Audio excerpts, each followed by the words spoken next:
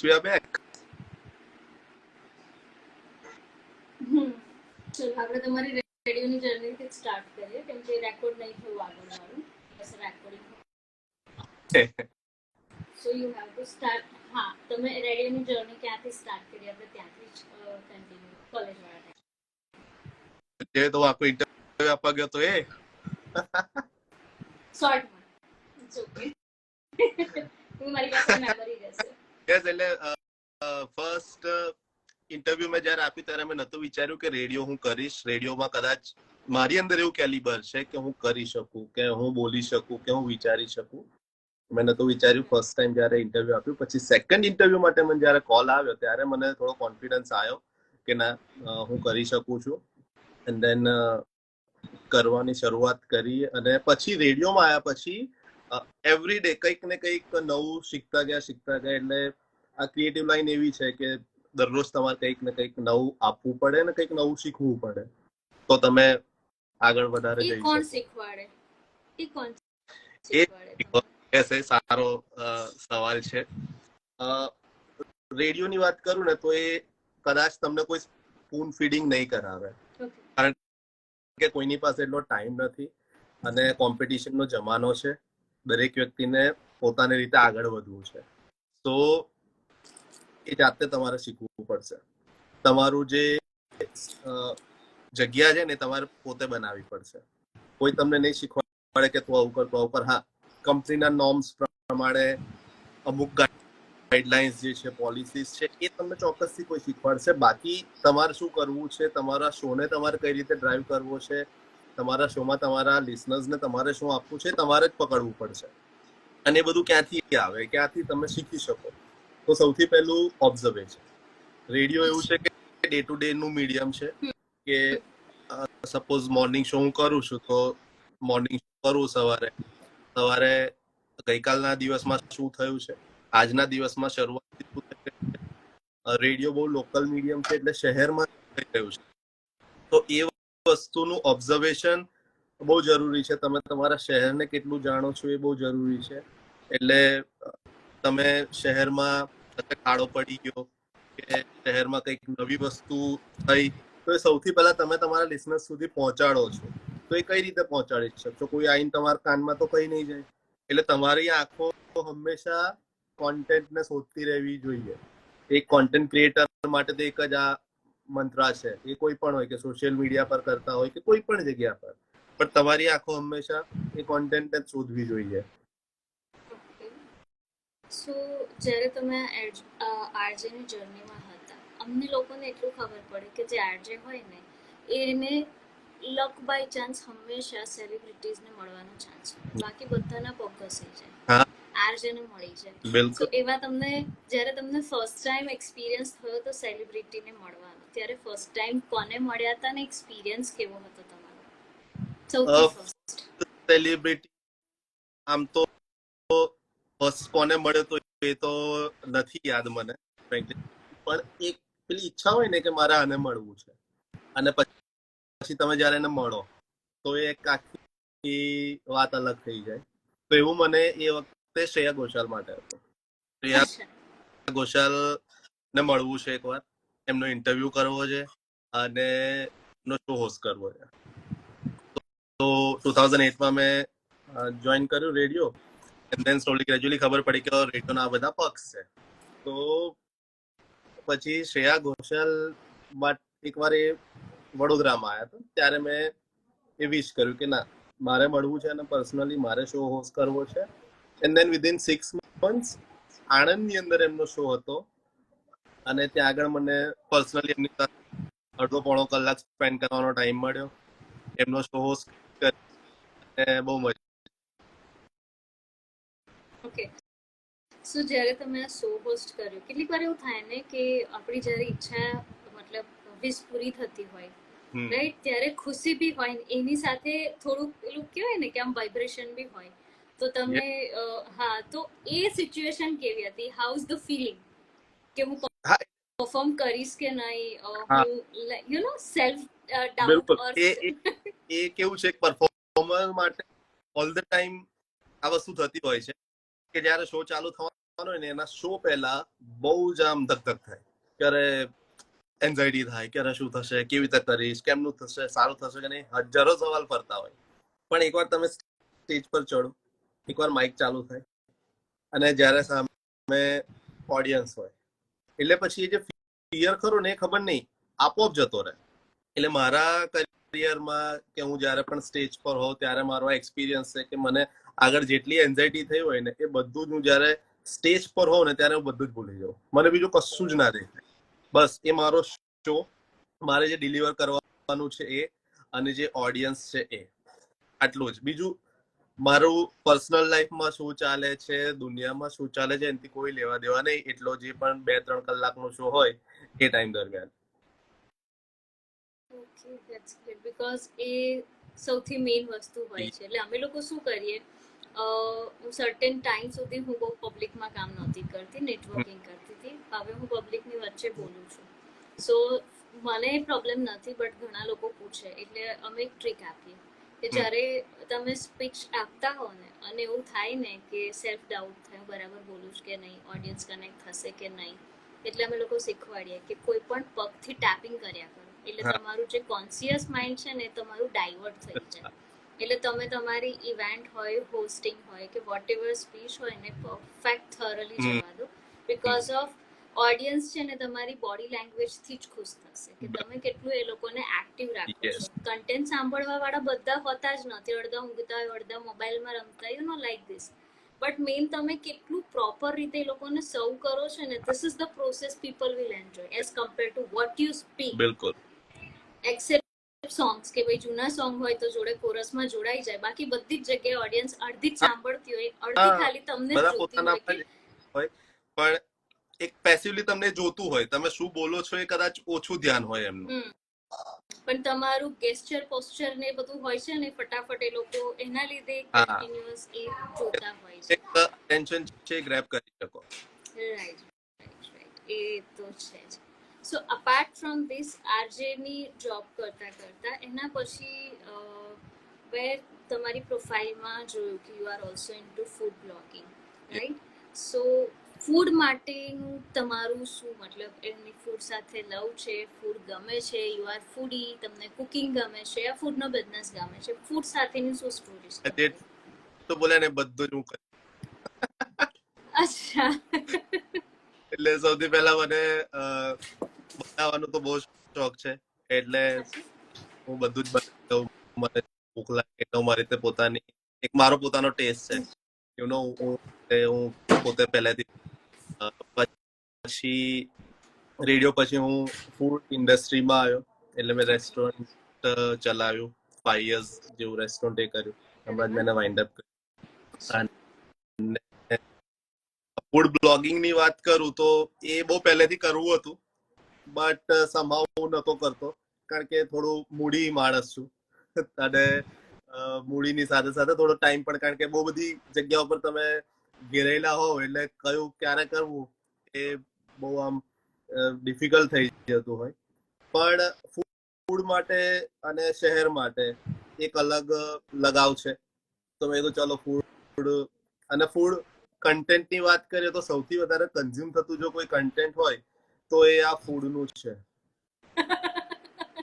લોકોને ભલે ત્યાં આગળ ખાવા જશે કે નહીં જાય, એક દિવસ જોયું હશે કે નહીં, પણ જોઈને એમને મજા આવે. એટલે આપણે મારી તમારી વાત કરીએ તો આપણે બધા એવા છે કે ખાલી ફૂડનું કોઈ વિડીયો હોય તો તમે સ્કીપ નહીં જ કરો, જોશો કે આ શું છે. એટલે સૌથી વધારે કન્ઝ્યુમ થતું કન્ટેન્ટ આ ફૂડ છે, જે દરેક લોકોને, કારણ કે રોટી કપડા મકાન એ અફેક્ટ કરે જ.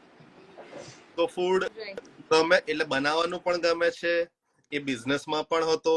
બીજું કે આરજેની પ્રોફાઇલ છે જે કરું છું કામ, તો મેં કીધું ચલો ફૂડનું કન્ટેન્ટ પણ ક્રિએટ કરીએ. તો એ કરતા મેં એક કામ, પેલું શું કહેવાય, ટ્રાય માર્યો હતો કે કરું ચલો, એન્ડ ધેન ગમવા લાગ્યું લોકોને, સારા એવા વ્યૂઝ આવવા લાગ્યા. તો મેં કીધું ચલો લેટ્સ કન્ટિન્યુ. પણ તોય હજુ જેટલું કરવું જોઈએ એટલું હું નથી કરી રહ્યો.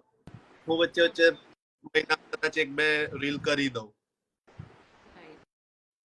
સો તમારી પ્રોફાઇલ હું સ્ક્રોલ કરતી હતી ત્યારે મને જોવા મળ્યું હતું તપન સ્ટોક કરીને, એ શું? એ અગેન રેડિયો નો જે એક્સપિરિયન્સ છે, લાઈફ નો જે એક્સપિરિયન્સ છે, એ એટલે આવા કેવું છે, મેં ફૂડ ની પણ વાત કરું ને તો જયારે તંડેકા સાહેબ કરીને મેં ચાલુ કર્યું હતું, જેમાં હું પોતે બનાવીને એનો વિડીયો બનાવતો હતો. ચલો આજે આ સન્ડે આ બનાવીએ, પાઉંભાજી બનાવી, બહુ ચાર આવતો હોઉં તો એ ફૂડ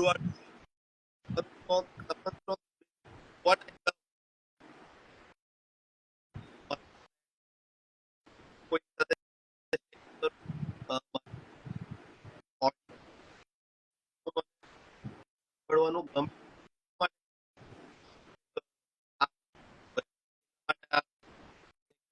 તો તપન સ્ટોક. ઓકે, સો તમને શું લાગે છે, મતલબ કોન્ટેન્ટ ક્રિએટરની સાથે સાથે આરજે, મતલબ આરજે નું કેવી રીતનું કરિયર હોય છે નાવડેઝ? વોટ અબાઉટ ધ, જેમ કે કોઈને આરજે બનવું હોય તો એમની પાસે કેટલી આરજે રોશનનો મેસેજ છે? કેટલીક વખત તમારું કટ થઈ જતું હશે ને ચાલુમાં, એટલા માટે. તમને એટલે કોઈક વખત કટ થઈ જાય છે, બટ મને આનાથી ખબર પડી જતી હોય છે. ડેલીની હેબિટ છે ને. ઓકે, સો યા વોઇસ બ્રેક થાય છે. હા, કાં તો ફોન થોડોક નજીક લઈ લો, કાં તો થોડાક નેટવર્કમાં આવી જાઓ, ચાલશે. હાલતા ચાલતા ખાતા પીતા કરશો. ઓકે, તો નજીક લઈ લો, એટલે કાં તો હેડફોન હોય તો યુ કેન કનેક્ટ, તો મે બી કદાચ એને લીધે પણ પાસે રાખ્યો. Okay, done. સો લાઈક એ કે જેને આરજેમાં કરિયર બનાવવું તો કેવું છે અત્યારના જનરેશનમાં ફ્યુચર આરજેનું? બીકોઝ ઓફ બહુ બધી ચેનલ્સ ચાલી રહી છે, રાઈટ? પણ રેડિયો કરતા યુથ રીલ્સ પર વધારે જઈ રહ્યું છે. So what about your thought કે એનું કરિયર છે તો એ કરિયરને કેવી રીતના તમે યુઝ કરી શકો છો કે એને પ્રોપર વેમાં જઈ શકો, right? Because of, see, nowadays all RJ also on different kind of social platforms, Yes, right? Individual પોતાની એક આઈડેન્ટિટી ડેવલપ કરી જ રહ્યા છે. બટ જેને જવું હોય, કેમ કે કેટલાક લોકોને ખબર નામ જોઈને અટ્રેક્ટ થતા હોય, કેટલાક લોકોને હોય જ કે મારે જવું જ છે. તો આ કરિયર વિશે તમે શું કહેશો ને આનું ફ્યુચર શું છે?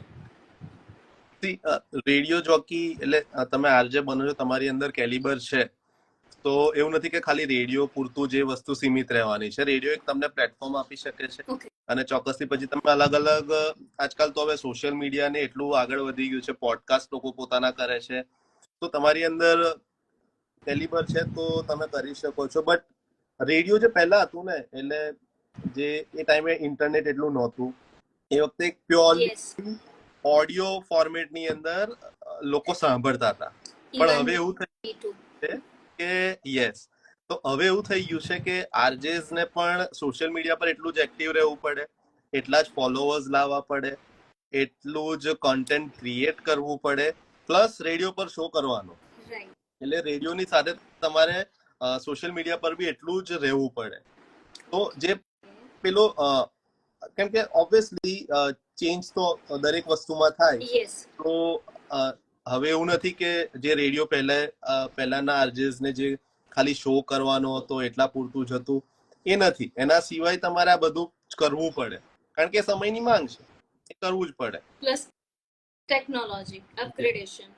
હા, એટલે હવે સમય જતા કદાચ એવું થઈ જશે કે તમને જે રીતે આપણે આ વેવ્સ પર રેડિયો સાંભળીએ છીએ, તો એ હવે મોબાઈલમાં આવી રીતે ચાલુ થઈ જશે કે લાઈવ આરજે શો કરતા હોય તમે જુઓ ને સાંભળો, એવું ઓલમોસ્ટ થવા લાગ્યું છે. કેટલાક ફોનમાં તો રેડિયો જ નથી આવતો હવે.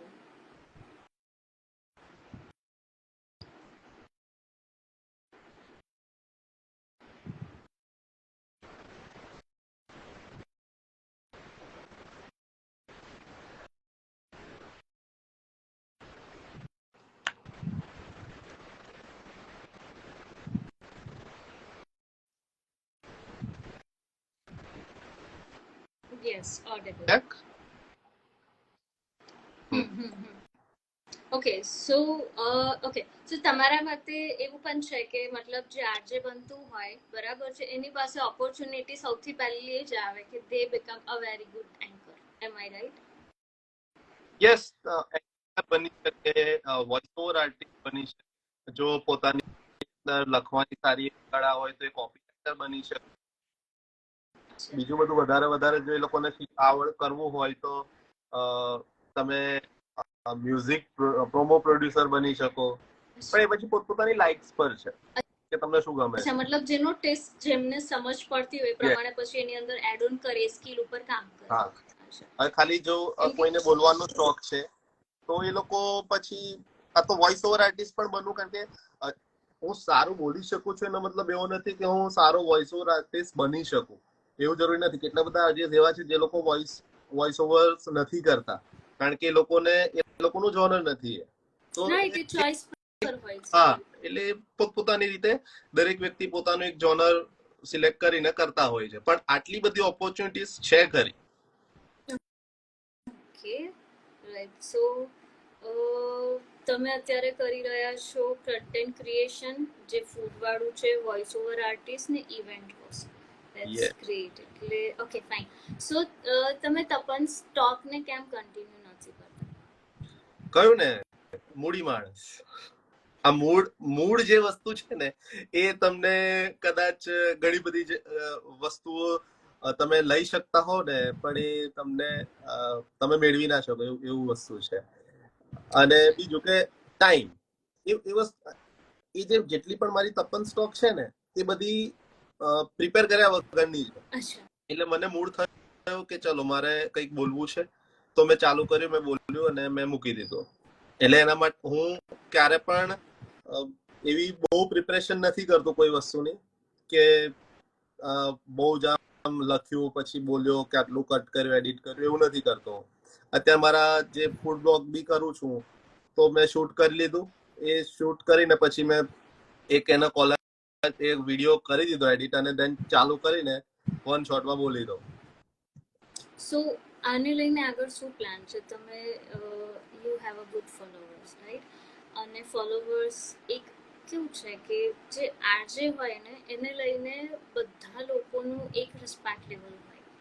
કેમ કે ડોક્ટર, હોસ્પિટલ્સ, દવાખાના ઢગલો છે, ફૂડ વાળા ઢગલો છે, પણ રેડિયો ગણીને 4 જ છે, અને એમાં બી આરજે બી પાછા સિલેક્ટેડ ફોલોવર્સ. કેમ કે સિનિયર આરજે, જુનિયર આરજે, એટલે સિનિયર એક લેવલ હોય એટલે કહેવાય ને કે પેલું ફાધરની એજના આરજે હોય, પછી એક યુથના આરજે હોય, તો કેવું બધા એ લોકોની સાથે કનેક્ટ થતા હોય. ડેફિનેટલી. સો ઘણા બધા લોકોની તમારી પાસે બી એક્સપેક્ટેશન હોય. બીકોઝ હું તમને વાત કરું કે જ્યારે હું કોલેજ જતી હતી યા મારું ફતેગંજ મારી જ્યારે ઓફિસ હતી ત્યારે ઘરેથી દૂર જવાનું તો કાનમાં હેન્ડફ્રીમાં રેડિયો સાંભળતી હતી. મેં ઘણી બધી વખતે તમને સાંભળ્યા હતા. એટલે એ ટાઈમે બી એવું થાય કે અવાજ પરથી ખબર પડી જાય કે આ આરજે છે, આવું બોલશે, આવો સોંગ આવશે. તો સ્ટીલ લોકોની ઘણા બધાની એક્સપેક્ટેશન હોય, અને એકવાર તમારી પાસે લેબલ આવી જાય ને એટલે બધા હંમેશા એવું જ એક્સપેક્ટેશન રાખે કે આ કઈ ધમાલો છે.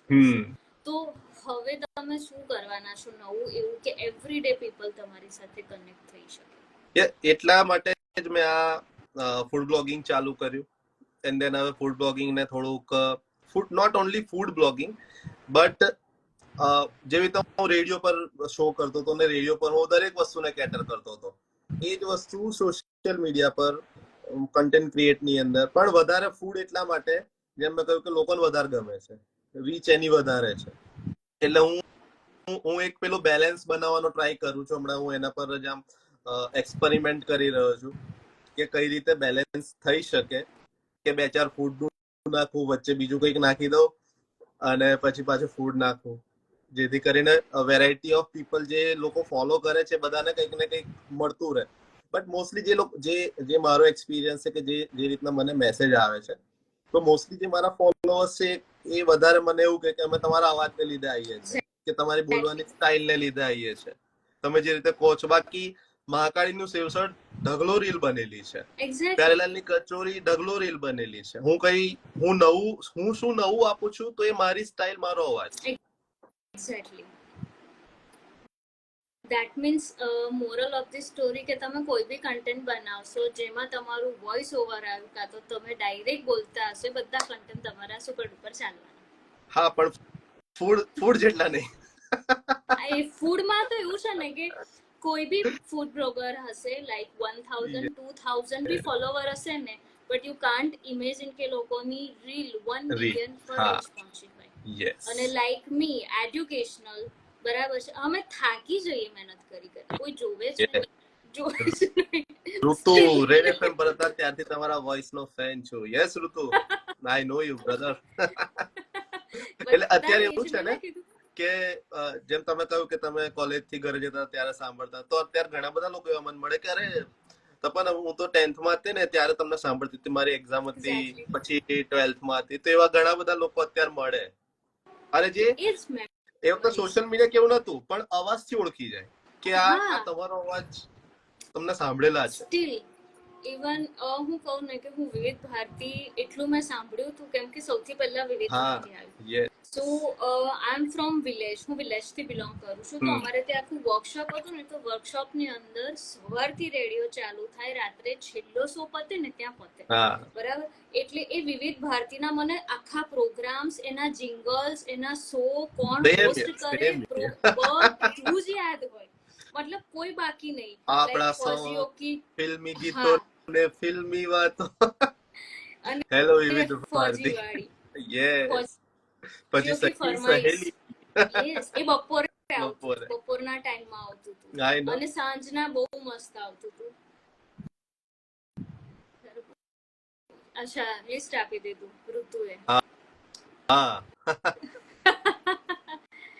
રાધિકા, રોશનને સાંભળેલા, તપનને સાંભળેલા, રાધિકાને પણ મેં સાંભળેલા, આ બધાને સાંભળ્યા હતા.